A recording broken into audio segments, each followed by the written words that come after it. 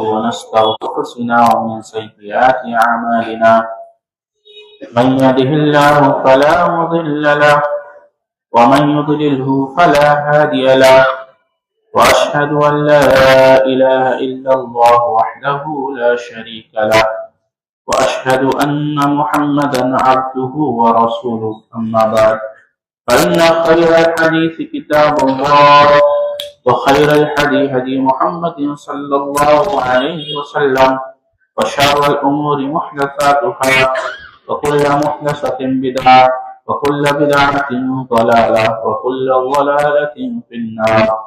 أعوذ بالله السميع العليم من الشيطان الرجيم من حمزه ونفخه ونفثه. بسم الله الرحمن الرحيم.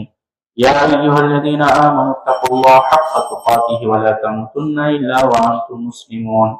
يا أيها الناس اتقوا ربكم الذي خلقكم من نفس واحدة وخلق منها زوجها وبث منهما رجالا كثيرا ونساء واتقوا الله الذي تساءلون به والأرحام إن الله كان عليكم رقيبا. يا أيها الذين آمنوا اتقوا الله وقولوا قولا سديدا يصلح لكم أعمالكم ويغفر لكم ذنوبكم ومن يطع الله ورسوله فقد فاز فوزا عظيما. أعوذ بالله السميع العليم من الشيطان الرجيم من حمزه ونفخه ونفثه. بسم الله الرحمن الرحيم. قاف والقرآن المجيد بل عجبوا أن جاءهم منذر منهم فقال الكافرون هذا شيء عجيب أإذا متنا وكنا ترابا ذلك رجع بعيد قد علمنا ما تنقص الأرض منهم وعندنا كتاب حفيظ بل كذبوا بالحق لما جاءهم فهم في أمر مريج أفلم ينظروا إلى السماء فوقهم كيف بنيناها وزيناها وما لها من فروج والأرض مددناها وألقينا فيها رواسي وأنبتنا فيها من كل زوج بهيج تبصرة وذكرى لكل عبد منيب ونزلنا من السماء ماء مباركا فأنبتنا به جنات وحب الحصيد والنخل باسقات لها طلع نضيد رزقا للعباد وأحيينا به بلدة ميتا وكذلك الخروج كذبت قبلهم قوم نوح وأصحاب الرس وثمود وعاد وفرعون وإخوان لوط وأصحاب الأيكة وقوم تبع كل كذب الرسل فحق وعيد أفعين بالخلق الأول بل هم في لبس من خلق جديد. أعوذ بالله السميع العليم من الشيطان الرجيم. وقال الله تبارك وتعالى في القرآن المجيد وإلهكم إله واحد لا إله إلا هو الرحمن الرحيم. وقال الله تبارك وتعالى في القرآن المجيد الله لا إله إلا هو الحي القيوم. ہر قسم کی تعریف و حمد و ثنا کبریائی اور بڑائی اللہ رب العالمین کے لیے لائق الذبح ہے. اس کی بے پناہ رحمتیں کائنات کے ہر ذرہ پر ہر لمحہ برس رہی ہیں. انجنا درود و سلام ہوں تمام انبیاء علیہ السلام پر، خصوصاً آقائے نامدار مدین تاجدار احمد مجتبی محمد مصطفیٰ رسول اللہ صلی اللہ علیہ وسلم پر. اللہم صلی علی محمد وعلی آل محمد کما صلیت علی ابراہیم وعلی آل ابراہیم انک حمید مجید. اللہم بارک علی محمد وعلی آل محمد کما بارکت علی ابراہیم وعلی آل ابراہیم انک حمید مجید. محترم سامعین، حاضرین جمعہ، میرے بزرگوں، نوجوان بھائیوں، پردہ نشین ماں اور بہنوں اور عزیز بچوں،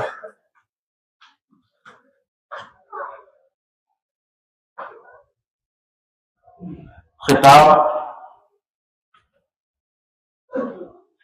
سورہ اخلاص کی تشریح کے موضوع پر. اس سے پچھلے جمعہ میں کچھ باتیں آپ نے سماعت فرما لی ہیں.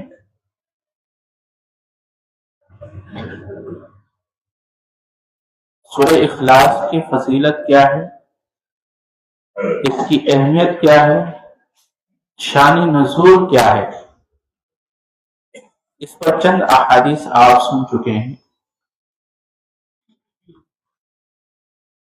جتنے بھی انبیاء اس دنیا میں بھیجے گئے،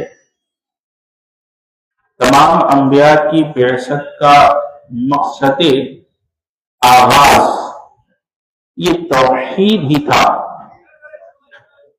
اور تمام انبیاء کے بعثت کے مقصد کا وسط بھی توحید ہی تھا، اور تمام انبیاء کے بعثت کے مقصد کا اختتام بھی توحید ہی تھا۔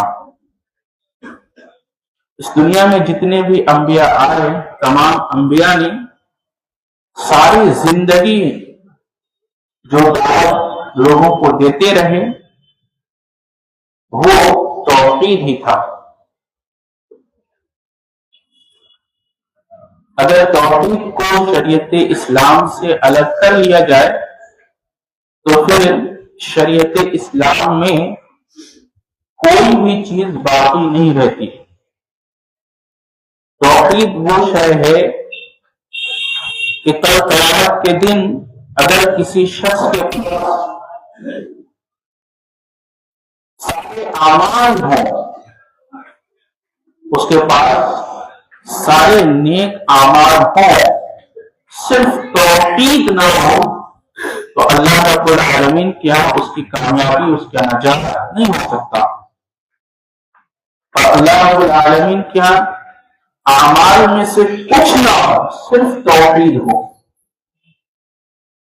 تو اس کے لیے امید ہے، اس کے لیے امید ہے کہ اللہ اسے بخش دے گا۔ جیسا کہ ترمذی وغیرہ کے اندر روایت بھی ہے کہ ایک شخص ایسا آئے گا جس کے گناہوں کے دفتر حد نگاہ تک ہوں گے، جہاں تک اس کی نگاہ جائے گی گناہوں کے دفاتر ہوں گے،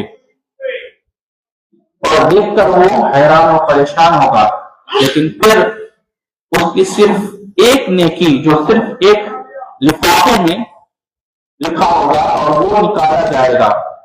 ایک طرف ایک ترازو میں گناہوں کے دفاتر ہوں گے جو رکھے جائیں گے، ایک طرف صرف ایک کاغذ ہوگا جو رکھا جائے گا۔ وہ بندہ پریشان ہو کر کہے گا رب کریم یہ اتنے سارے گناہوں کے سامنے اس کی کیا حقیقت، یہ کاغذ کی کیا حقیقت ہے؟ العالمین کہے گا آج انصاف کا دن ہے، اور آج انصاف بھی کیا جائے گا، اور پھر اس کو دوسرے پلڑے میں رکھ دیا جائے گا۔ جیسے ہی رکھا جائے گا وہ پلڑا، ان پلڑوں کو جس میں گناہوں کے دفتر ہوں گے اس کو اٹھا دے گا، اور وہ ایک کاغذ سر پر بھاری ہوگا، اور اس میں ہوگا کیا؟ اشہد ان لا الہ الا اللہ و اشہد ان محمدا عبدہ و رسولہ۔ اور پھر کہا جائے گا کہ اللہ رب العالمین کے نام سے زیادہ کوئی چیز وحی نہیں ہو سکتا۔ بتائیے، تو یہ توحید ہے جس کی وجہ سے انسان کے اس کے سارے گناہ ہلکے ہوں گے، اور توحید سب سے زیادہ بھاری ہوگا۔ دنیا کی سب سے بڑی اور سب سے بڑی عمل جو ترازو میں ہے وہ توحید ہی ہے۔ جس سورہ میں ہم بحث کر رہے ہیں، اس سورہ میں توحید کو بڑی تفصیل کے ساتھ اس میں واضح کیا گیا ہے، لہذا اس سے آپ اندازہ لگا سکتے ہیں کہ یہ سورہ کتنی اہم ہے۔ اس سلسلے میں ایک واقعہ میں چاہتا ہوں آپ کے سامنے ذکر کرتا چاہوں۔ جرمن کا ایک شخص جس کی عمر محض صرف 10 سال تھی، ان کے والدین نے ان کو پادریوں کے یہاں پڑھنے کے لیے بھیجا، جہاں وہ کہتے ہیں کہ مجھے سکھایا گیا، بتایا گیا کہ تثلیث کی حقیقت کیا ہے۔ بتایا گیا کہ اللہ رب کریم اور حضرت عیسیٰ علیہ السلام اور روح القدس یہ بظاہر تین ہے لیکن حقیقت میں ایک ہے. وہ پریشان رہا, وہ کہتا رہا کہ میرے ذہن و دماغ میں ہمیشہ یہ بات چلتی رہی کہ یہ تو کسی بھی طریقے سے درست نہیں ہو سکتا. 1 + 1 + 1 = 3. 1 + 1 + 1 = 1. یہ تو کوئی نہیں مان سکتا. کہتے ہیں ہمیشہ میں اس سوچ کو, اس فکر کو نگلیکٹ کرتا رہا اور کہتا تھا ایسا نہیں ہو سکتا. میری فطرت اس کو تسلیم نہیں کرتی رہی. یہ حق کی راہ نہیں ہے, یہ حق کا راستہ نہیں ہے. پھر انہیں سمجھایا گیا اور بتایا گیا کہ حضرت عیسیٰ علیہ السلام کون ہیں. یہ اللہ رب العالمین کے بیٹے ہیں جنہیں دنیا میں بھیجا گیا اس لیے تاکہ دنیا کے تمام لوگوں کے گناہوں کو اپنے اوپر لے کر اس رب کریم نے سوئی دے دی تاکہ تمام انسانوں کے گناہوں کا کفارہ ہو جائے. اور یہ فکر بھی مجھے ہضم نہیں ہوئی. کہا وہ رب کریم جو اتنا محبت کرتا ہے اپنے بندوں سے, وہ اپنے بیٹے کو کیسے چھری دے سکتا ہے. اور یہ کون سا طریقہ ہے کہ تمام گناہ جو لوگ کر رہے ہیں اس کا عمل کسی اور کو بلا دیا جائے اور کوئی اور کسی اور کو دے جائے. کبھی انصاف نہیں ہو سکتا. رب کائنات ایسا نا انصاف فیصلہ نہیں کر سکتا. یہ عدل کے خلاف فیصلہ ہے. لہذا کہتے ہیں کہ اس فکر کو بھی میں ہضم نہیں کر سکا. اور پھر کہتے ہیں میں حق کی تلاش میں دوسرے مذاہب کے مذہبی کتابوں کا مطالعہ کرتا رہا. کہتے ہیں ہندو مت کی بہت سی کتابیں ہم نے پڑھی, بدھ مت کی بہت سی کتابیں ہم نے پڑھی, اور کئی مذہبوں کی بہت ساری مذہبی کتابوں کو میں نے پڑھا. بڑے بڑے لیکچر اور بڑے بڑے لوگوں کی کتابیں میں نے پڑھ ڈالی. کہتے مجھے حق کی راہ جو میری فطرت کو مانتی, جس کی مجھے تلاش تھی, وہ بھی نہیں ملا. میں جاننا چاہتا تھا کہ میری اس زندگی کا مقصد کیا ہے, مجھے کیوں پیدا کیا گیا, میرا پیدا کرنے والا کون ہے, اور اس نے مجھے پیدا کیا ہے وہ کیسا ہے, اس کی معرفت, اس کی پہچان میں جاننا چاہتا تھا. یہ جو کہتے ہیں کہ میں کوششیں کرتا لیکن مجھے میرے نہیں ملا. کہتے میں نے اسلام کی کتابیں اس لیے نہیں پڑھی کیونکہ شروع سے ہی مجھے یہ سکھایا گیا, مجھے یہ بتایا گیا کہ یہ انسانیت کے دشمن لوگ ہیں, یہ انسانیت کو چاہتے ہیں. ہمارے دنوں میں زہر ڈالا گیا. اس لیے میں اسلام کی کتابوں کو کی طرف میں نہیں گیا. میں نے دنیا کے سارے کتابوں کہتے ہیں 35 گھنٹے میں کتابیں, لیکن مجھے میرے سوال کا جواب جو میری چاہیے تھی مجھے نہیں مل سکا. کہتے ایک دن ایک دوست میرا جو وہ بھی عیسائی تھا لیکن وہ جہاز کے سفر کیا کرتا تھا, اور جہاز کے سفر کرنے کی وجہ سے وہ اسلامی ممالک کے بہت سارے لوگوں سے اور مسلمانوں سے بڑا گہرا تعلق تھا. اس نے اسلام کے تعلق سے اور مسلمانوں کے تعلق سے اسے بڑا تجربہ تھا. وہ اس سے ملا اور اس نے مجھے ایک دفعہ قرآن کی ایک چھوٹی سی سورت جسے سورہ اخلاص کہتے ہیں, اس نے مجھے اس کا متن اور اس کا ترجمہ پڑھ کے سنایا. جیسے ہی میں نے اس سورت کو, چھوٹی سی سورت کو میں نے سنا, کہتے ہیں میری دل کی دنیا بدل گئی. وہ جو 14 سال میں کر رہا تھا دیگر کتابوں اور دیگر لوگوں کے لیکچرر کی کتابوں کو جو تو اس دوست کی اس چھوٹی سی سورۃ کی جب اس نے مجھے اس کا متن اور اس کا ترجمہ پڑھ کے سنایا، میرے دل کی دنیا بدل گئی اور میں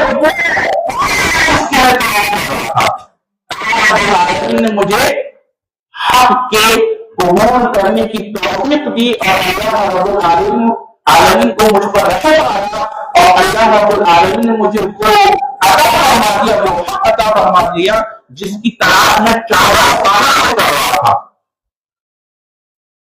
کہ میں اس کے بعد قرآن کی کتاب قرآن پڑھتا رہا، حدیث پڑھتا رہا اور اسی طرح سے میں نے اسلام کی بڑی بڑی یونیورسٹیوں میں جا کر اس کی چیز کو پڑھا، یہاں تک کہ جب میں جامعہ ازہر سے نکلا، جامعہ ازہر میں گیا وہاں پڑھا، جب میں نکلا تو میں کوئی دوسرا انسان تھا، میں وہ نہیں تھا جو پہلے تھا۔ تو یہ وہ سورہ ہے جس سے انسان کے دل کی دنیا بدل جاتی ہے۔ قرآن کی ہر آیت اتنی تاثیر رکھتی ہے کہ انسان کے اندروں کو بدل دے، اس کی فطرت، اس کے جذبات، اس کے اخلاق، اس کے کردار، اس کی زبان، اس کی ہر شے کو بدل دینے کی تاثیر قرآن کی ایک حرف، ایک آیت کے اندر ہے۔ آیت کو سمجھ کر پڑھنا ہوتا ہے اور حق کی تلاش اور حق کی جستجو کرنی ہوتی ہے۔ جو حق کی جستجو ہے اللہ کی تلاش میں اللہ کی قدرت کے ساتھ اللہ رب العالمین اور ہدایت کا موقع فرما دیتا ہے۔ تو یہ وہ سورہ ہے جس کی میں شرح کرنے والا ہوں۔ اس سلسلے میں ایک اور روایت جسے امام بخاری رحمہ اللہ علیہ نے بخاری میں ذکر کیا ہے، اسے ذکر کرتے ہیں۔ امام بخاری رحمہ اللہ علیہ کتاب التوحید میں اس حدیث کو لایا ہے۔ اللہ اکبر، یقیناً آپ تمام محدثین کے امام ہیں۔ اس حدیث کو امام بخاری کہاں لا رہے ہیں؟ کتاب التوحید میں لا رہے ہیں۔ روایت ہے ام عائشہ صدیقہ رضی اللہ تعالیٰ عنہا فرماتی ہیں، کہتی ہے اللہ کے نبی صلی اللہ علیہ وسلم نے ایک لشکر روانہ کیا، ایک سریا روانہ کیا۔ کہتے ہیں کہ یہ لشکر 100 سے زائد لوگوں پر مشتمل تھا اور اس لشکر کو رات میں روانہ کیا گیا، جس سیر کہتے ہیں۔ اسرا اور معراج کیوں کہتے ہیں؟ کیونکہ وہ رات میں ہوئی، بیت الحرام سے اور بیت المقدس تک جب سفر ہوئی معراج میں، یہ پہلی سفر ہے بیت المقدس سے بیت المقدس تک۔ تو یہ رات میں ہوئے، کتنے لوگ تھے؟ 200 لوگوں سے کچھ زائد لوگ تھے جو روانہ ہوئے۔ اللہ کے رسول صلی اللہ علیہ وسلم نے روانہ کیا، کہاں اس کا ایک کمانڈر، ایک لیڈر متعین کیا۔ کہتے ہیں کہ جو کمانڈر یا لیڈر متعین ہوتا تھا جس جگہ یا جس لشکر میں، وہی لشکر کی عمارت کرتا تھا۔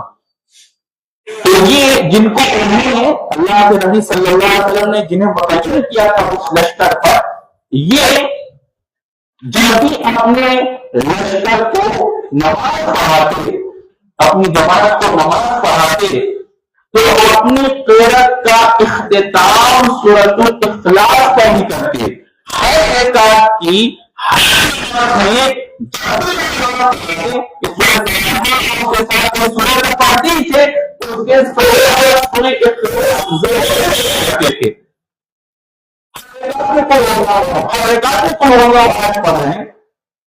لشکری جو لوگ کے ساتھ کہتے ہیں ہم لوگ کچھ لوگ ان سے کچھ نہیں کہا۔ ایک چیز معلوم ہوئی کہ بعض دفعہ سوال موقع محل کو دیکھتے ہوئے کرنا چاہیے۔ ایسا نہ ہو کہ ایک شخص کسی کام میں بزی ہو، ایک شخص کوئی اور کسی اور سے باتیں کر رہا ہو یا کوئی دوسری اور جھگڑوں میں ہو اور آپ اس درمیان اپنے سوال کر لیں، تو وہ بجائے اس کے کہ آپ کا صحیح جواب دے وہ سمجھا جائے اور اس کی طبیعت آپ کو سوال کرنا گوار نہ سکے، جس کے وہ کمانڈر تھے، جس کے وہ لیڈر تھے، उनके ऊपर और दूसरी चीजों के बोझ थे, लिहाजा सहाबा कराम ने कहा, कुछ लोग उनसे सवाल नहीं कहा कि आप ऐसा क्यों है कि आखिरकार की हर नमाज में आप सूरह इखलास पढ़ती पढ़ती। कहते हमने उसको सवाल नहीं किया। कब किया? कहते जब लश्कर वापस लौट कर आ गया नबी सल्लल्लाहु अलैहि वसल्लम पास, तो उसका जिक्र हमने अल्लाह के नबी सल्लल्लाहु अलैहि वसल्लम से किया। इससे दूसरी बात मालूम कि जब किसी बात का इल्म हो तो उसके बारे में सवाल अहले इल्म से करना चाहिए। इस सिलसिले में सवाल हदीस से उसका जवाब लेना चाहिए। आप जवाब दें और जवाब रसूलुल्लाह सल्लल्लाहु अलैहि वसल्लम से लें। इसको हदीस को हम बोलते हैं। एक दूसरी रिवायत सुनन के अंदर मोहम्मद अल्लाह के रसूल सल्लल्लाहु अलैहि वसल्लम फरमाते हैं इन तीन कितने इन तीन का जो ये कहे कि अल्लाह का ये इल्म है, जो ये कहे कि अल्लाह का रसूल का ये इल्म है, और ये कहे कि मुझे नहीं इल्म है। आदमी क्या कह देता है? आदमी सोचता है मैं कह दूंगा मुझे नहीं मालूम तो लोग मुझे जायज समझेंगे, तो ये कहना तो मुझे नहीं मालूम ये भी इल्म है। तीन बातों का नाम है। अल्लाह ने फरमाया, अल्लाह के रसूल ने फरमाया मुझे नहीं मालूम, मैं नहीं जानता। बस ये तीन बातों का नाम इल्म है। मुझे लगता है शायद ऐसा होगा, हो सकता है नहीं है,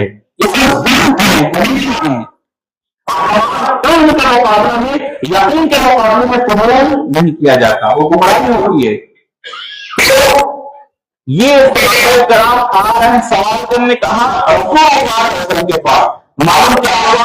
सवाल हमेशा अहले किया जाएगा। अच्छा, जहां सवाल करने का हुक्म दिया गया है वहां तखसीस की गई है, किया गया है एक गिरोह को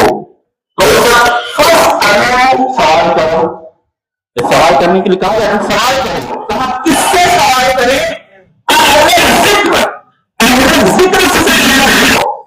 जिक्र नहीं कहा, जिनके पास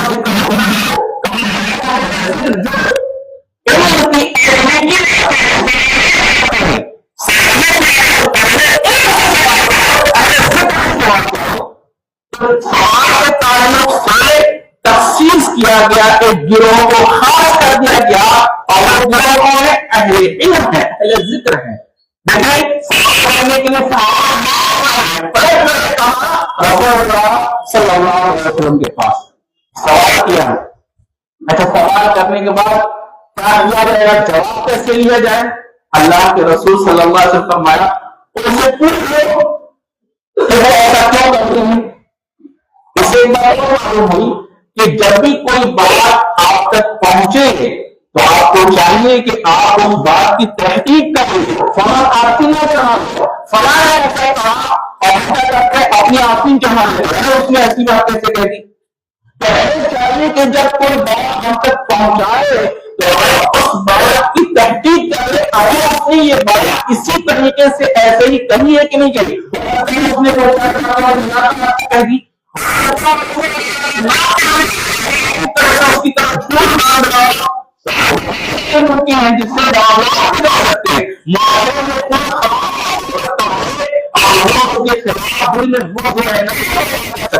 लिहाजा जब कोई बला चाहिए कि उसकी तहकीक कर लिया जाए, आपने ये बात कही नहीं कही, आपने ये बात कही या उनके सामने आप पूछ लें तो उससे क्या होगा? दिल में बोझ नहीं आएगा और मामला साफ हो जाएगा। लिहाजा मामला साफ रखना चाहिए।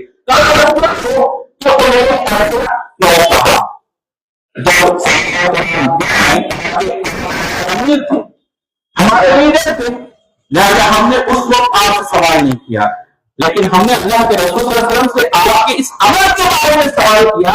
अल्लाह के रसूल को कहे कि जाओ से तुमने को मैं ऐसा की क्यों कहा?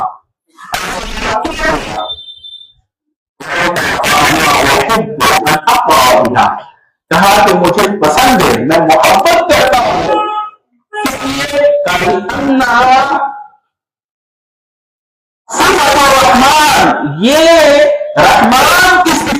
اللہ رب العالمین کی سورہ میں صفت ہے.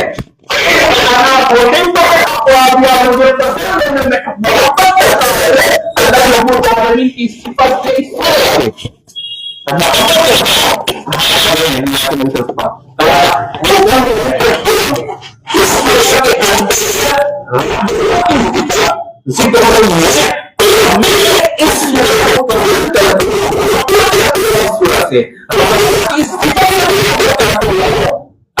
رسول صلی اللہ علیہ وسلم نے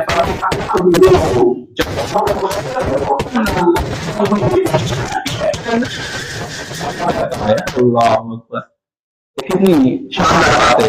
ایک یہ کہ محبت کرے اور یہ کہ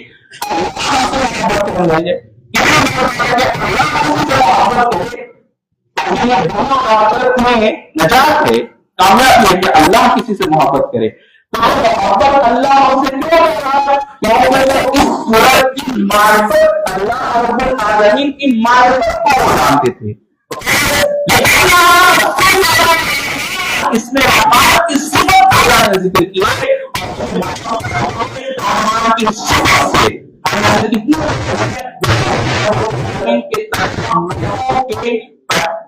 نام ہیں؟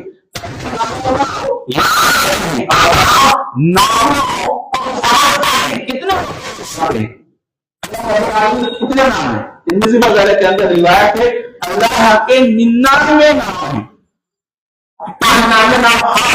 نہیں ایسا نہیں ہے. حدیث کے اندر جو دوسری روایت ہے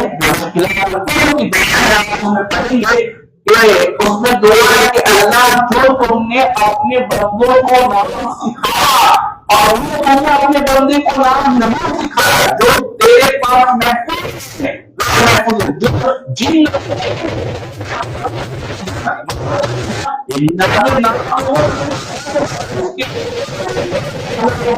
کے نام حدیث کے اندر جو ان 99 ناموں کی یاد کرنے ادراک کرو یعنی ان کو سمجھنے والے پہچان کرنے والے کے نام ہے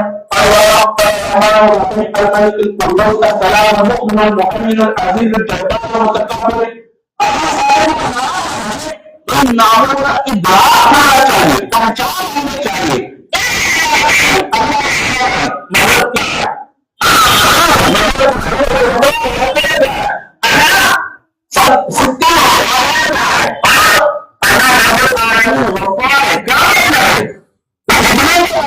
نام ہے اس کا علم اس کی پہچان ہونی چاہیے. جاننا چاہیے کہ اس سے اللہ رب العالمین کی معرفت حاصل کرنی چاہیے. تو جو اس کی معرفت حاصل کر لے یاد کرے تو جنت میں جائے گا. جنت میں جائے گا. وہ معلوم کیا ہوا کہتے ہیں کہ کیسے ان کو سورہ کی صفت جو اللہ کی صفت میں کر رہی اس سے بڑی محبت کی محبت کرتا ہوں اللہ کے نبی صلی اللہ علیہ وسلم فرمایا کہ اللہ بھی ان سے محبت کرتا ہے. اگر اللہ کی محبت چاہیے اللہ کی صفت کی پہچان حاصل کرو اللہ رب العالمین کی معرفت حاصل کرو. جب تک اللہ رب العالمین کی معرفت اور پہچان نہیں ہوگی تب تک اللہ رب العالمین پر جو ایمان ہے ایمان کی چاشنی اور لذت نہیں پا سکتے. جب آپ کسی کو پہچانے گے کبھی تو اس کے آپ پر لگاؤ ہوگا. جب کسی کی خصوصیت آپ جانیں گے کبھی تو لگاؤ ہوگا. ایک شخص ہے جس کو آپ جانتے جس کا نام جانتے مگر آپ ہمارا نام جانتے میں جانتے ہوں لیکن آپ ہمیں پہچان نہیں سکتے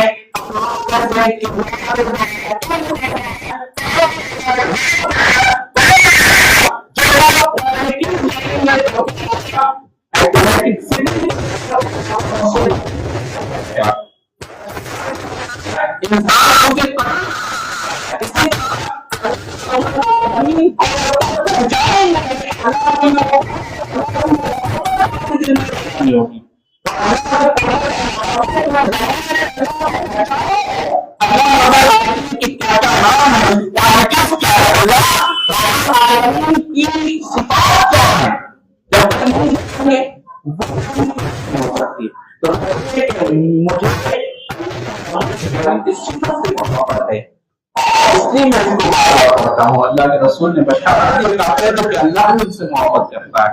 اللہ اکبر۔ سب سے پہلا لفظ کیا ہے؟ سب سے پہلا لفظ ہے سورہ کا نام کیا ہے؟ نام ہے سورہ اخلاص۔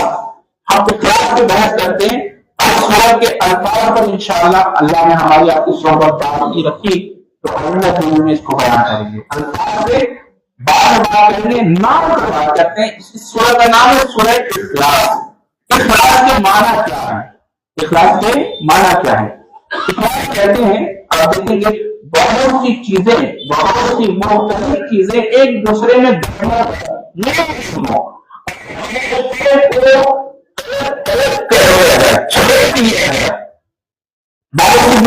چیزیں ایک دوسرے میں مل رہی ہیں اور ان سب کو الگ الگ کر دیا جائے۔ مثلا جیسے پیلا کلر کا دھاگا، لال کلر کا دھاگا، سفید کلر کا دھاگا ایک دوسرے میں مل رہی ہیں، اور آپ کیا کر رہے ہیں؟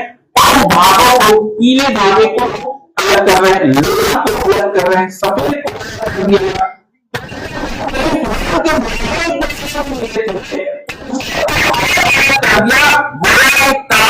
مختلف رنگ کے دھاگے کو آپ نے الگ کر کے اس کا نام ہے اخلاص۔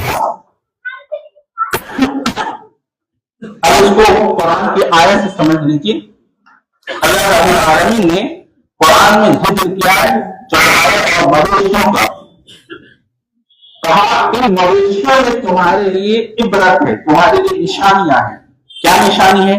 کہ ہم کیا کرتے ہیں، خون اور گوبر کے بیچ سے، خون اور گوبر کے بیچ سے خالص اور خوشبودار دودھ پیدا فرماتے ہیں۔ اور مزاج ہے کہ گوبر کی آمیزش یا خون کی آمیزش ذرہ برابر بھی دودھ میں آ رہا ہے، جیسے آپ دودھ جانور ہے، اس کا دودھ، اس کا تن کہاں ہوتا ہے؟ وہاں جانور ملے، وہاں خون ملے، اور اسی جگہ سے ہمیں دودھ مل رہا ہے، لیکن مطلب ہے کہ گوبر کی آمیزش یا دودھ کی آمیزش دودھ میں ہے۔ اللہ کہتا ہے اس میں تمہارے لیے کیا ہے؟ عبرت ہے۔ اللہ رب العالمین فرماتا ہے ہم تمہیں پلاتے ہیں ان دونوں کے درمیان سے خالص دودھ عطا فرماتے ہیں۔ لیکن خالص دودھ جو مل رہا ہے کہاں سے مل رہا ہے؟ گوبر اور خون کے بیچ سے۔ گوبر کا رنگ الگ ہے، ان کی بدبو الگ ہے، اور خون کا رنگ الگ ہے، لیکن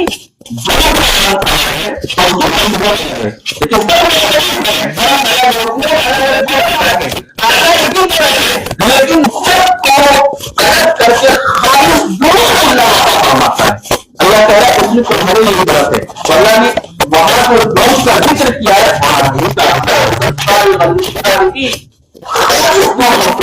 پلاتے ہیں۔ اللہ اکبر۔ خالص کا مطلب، خالص کا اخلاص کو کہتے ہیں۔ بہت سارے لوگوں کے حقیقی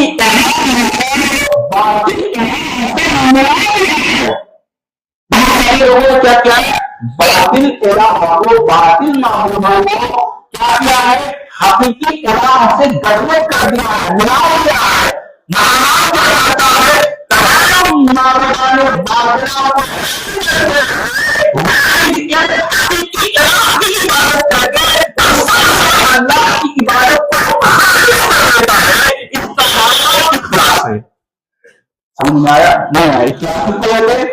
بہت سارے لوگوں نے کیا کیا؟ اللہ رب العالمین جو حقیقی الہ ہے اس نے دوسرے باطل الہ کو ملا دیا ہے۔ باطل الہ کی عبادتوں سے الگ ہو جائے، خالص اللہ رب العالمین کی عبادت کرتے ہیں، لہذا باطل الہ کی عبادت کرنے کا مطلب اخلاص ہے۔ یہ ہے اخلاص کا معنی۔ اب ایک اور طریقے سے سمجھ لیں کہ اس کی اہمیت اسلام میں کیا ہے اخلاص کی۔ دعا کرتے ہیں دعا ہم بھی کرتے ہیں اور دعا وہ بھی کرتے ہیں جو اللہ کا انکار کرتے ہیں، جو اللہ کے ساتھ شریک کیا ہوا ہے، لیکن جب وہ دعا میں اخلاص اختیار کرتے ہیں تو اللہ رب العالمین مشرک کی دعا جو نہیں کرتا۔ یہ اسلام میں اخلاص کی کیفیت ہے۔ اس کو اللہ کیا ہے؟ اللہ الذي يصدقكم في الأرض تو دیکھتے ہو کہ باہر خشکی اور کریم سیر کرتے ہو اور اللہ رب العالمین فرماتا ہے جب تم بالکل کشتیوں میں سمندر میں سفر کر رہے ہو اور ہوا بالکل موافق ہے، صافدار ہے، پاکیزہ ہے اور کشتیاں سمندر کے بیچوں بیچ چل رہی ہیں اور بہت کشتیاں برابر انہیں لے کر چل رہی ہوتی ہیں۔ موسم بدل جاتا ہے، ہوا کشتی کے نشانے پر آتا ہے، لگتے ہیں کرنے لگتی ہے اور یقین ہو جاتا ہے کشتی ڈوبی کشتی ڈوبی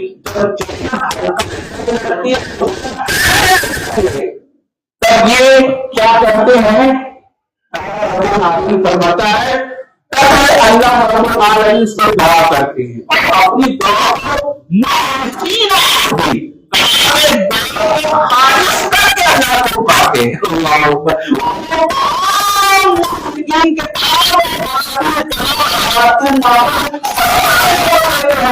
اپنی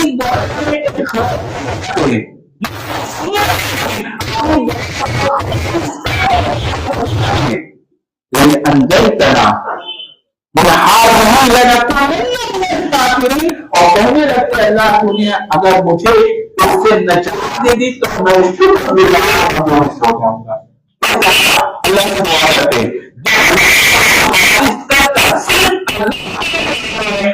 اللہ کو نجات دے دی تو میں ہو جاؤں گا۔ پھر اللہ کیا کرتا ہے؟ ان پر سمندر میں جہاں ان کی جان ہوا تھی کر دیتا ہے۔ اللہ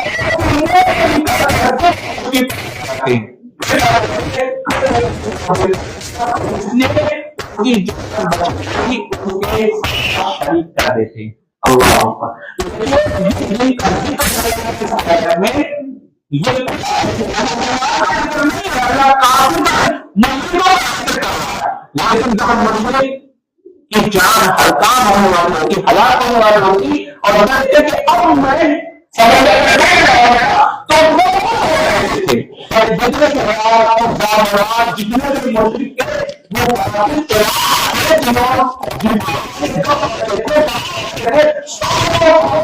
اپنی دیتا تھا۔ اللہ یہ کی اہمیت ہے کہ مشرک بھی اپنی دنیا میں قبول کر لیتا ہے۔ یہ اخلاص کی اہمیت ہے اور اخلاص ہے۔